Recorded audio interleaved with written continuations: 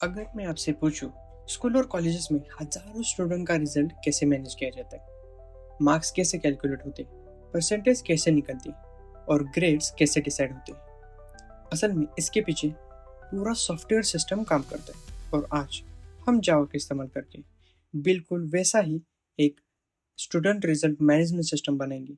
और इस प्रोजेक्ट के अंदर हम प्रैक्टिकली सीखेंगे arrays, loops, percentage calculation and grade system.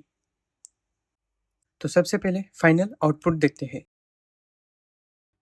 यहाँ स्टूडेंट के मार्क्स दिखाई देंगे, फिर परसेंटेज कैलकुलेट होगी और आखिर में फाइनल ग्रेड दिखाई देगा। मतलब आज हम एक रियल रिजल्ट सॉफ्टवेयर बनाएंगे।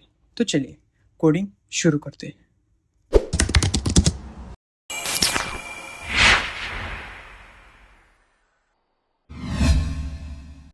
सबसे पहले हम एक जावा क्लास बनाएंगे, फिर मेन मेथड बनाएंगे, क्योंकि जावा प्रोग्राम की एंट्री ये ऐसी होती है।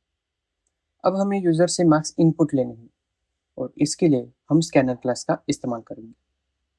अब सोचिए, अगर एक स्टूडेंट के 5 सब्जेक्ट्स हैं तो हमें 5 अलग अलग मार्क्स स्टोर करने होंगे और हर सब्जेक्ट के लिए अलग अलग वेरिएबल बनाना प्रैक्टिकली नहीं है। इसी प्रॉब्लम को सॉल्व करने के लिए हम एरेज का इस्तेमाल करेंगे। एरेज एक ही जगह पर मल्टीपल वैल्यूज स्टोर कर सकते हैं। अब यहाँ हम मार्क्स नाम का एरे बनाएंगे जो मल्टीपल सब्जेक्ट्स मार्क्स स्टोर करेगा।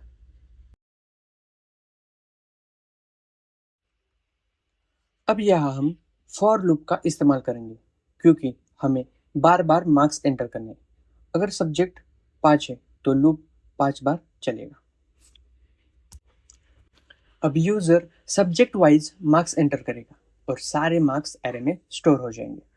अब next step total marks calculate करना है। इसके लिए हम फिर से फॉर लूप चलाएंगे और सभी सब्जेक्ट के मार्क्स ऐड करेंगे।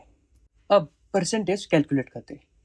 अगर टोटल मार्क्स 500 में से है तो परसेंटेज निकालने के लिए फॉर्मूला इस्तेमाल करेंगे टोटल डिवाइडेड बाय 5.0।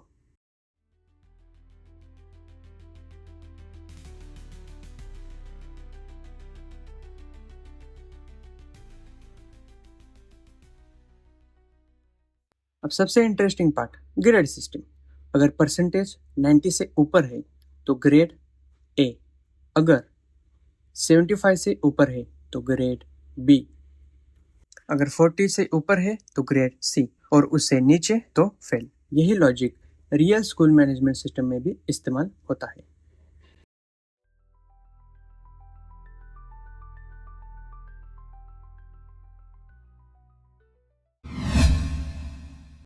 अब पूरा प्रोजेक्ट रन करके देखते हैं। अब मार्क्स एंटर करते हैं। 85 second subject, 75 third subject, 60 fourth subject, 95 fifth subject, 70। और यहाँ परसेंटेज कैलकुलेट हो गई और उसके साथ फाइनल ग्रेड भी दिखाई दे रहा है। तो दोस्तों, आज हमने प्रैक्टिकल सीखा एरेज, लूप्स, परसेंटेज कैलकुलेशन और रियल रिजल्ट मैनेजमेंट लॉजिक। अब आपके लिए छोटा सा चैलेंज, ट्राई करके देखो। स्टूडेंट नेम ऐड करो, मल्टीपल स्टूडेंट्स ऐड करो, प्रॉपर सिस्टम बनाओ और सब्जेक्ट नेम्स ऐड करो। अगर आपने बनाया तो कमेंट्स में ज़रूर बताना। और अगली वीडियो में हम बनाएंगे नंबर गेसिंग गेम, जहां हम सीखेंगे रैंडम नंबर्स, लूप्स और गेम लॉजिक। तो चैनल सब्सक्राइब करना मत भूलना।